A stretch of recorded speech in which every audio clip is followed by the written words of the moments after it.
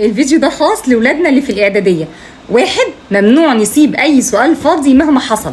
ارتجلي، افتكري اي حاجه من المنهج، المهم ما نسيبش ولا سؤال فاضي مهما حصل. 2، هو ده المهم، مفيش حاجه اسمها ان انا نسيت سؤال.